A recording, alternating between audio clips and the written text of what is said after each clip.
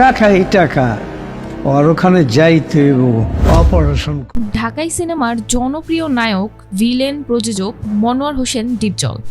নায়ক থেকে ভিলেন, আবার ভিলেন থেকে নায়ক, সব মাধ্যমেই সফল প্রযোজক এই অভিনেতা ডিপজল। একসময় বিএনপির ওয়ার্ড কমিশনার ছিলেন তিনি। নেতা হিসেবেও তিনি তুমুল জনপ্রিয়তা পেয়েছিলেন। বর্তমানে চলচ্চিত্র শিল্পী সমিতির সাধারণ সম্পাদক হিসেবে দায়িত্ব পালন করছেন তিনি।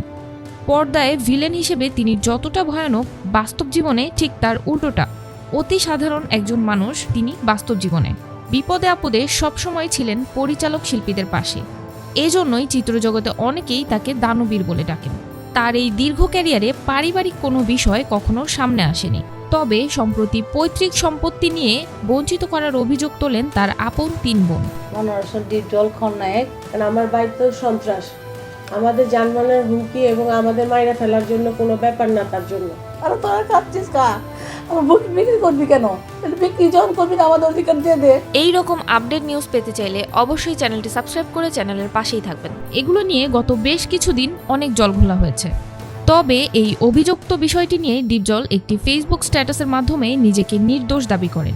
ছোট বোন জেসমিন বেগম এবং তার ভাগ্নে দিদার বিষয়টি স্পষ্ট করেন। ওদের কাছেও লিখে দিয়েছে, কিন্তু ওরা অস্বীকার কেন হইতেছে আমি বলতে পারবো না, এটা ওনারাই ভালো জানে। এই দলিলে আপনারা ওনার সব আমরা বাইরে লিখে দিয়েছি। তো তোমাদের সাথে কি ফালতু কথা বলবে? তোমরা তো পয়সা ছাড়া কিছু চিনো না।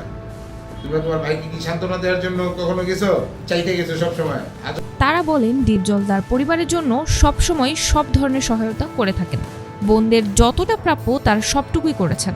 এরপর তার বোন আরও বলেন, মুসলিম আইন অনুযায়ী বোনদের সম্পত্তি ভাগ করে দেন আমার ভাইরা। বিগত আমার বোনরা যা যা বলতেছে, 3 বোন সবগুলোই হয়তো বা কারো প্রবঞ্চনায় পড়ে এগুলো বলতেছে।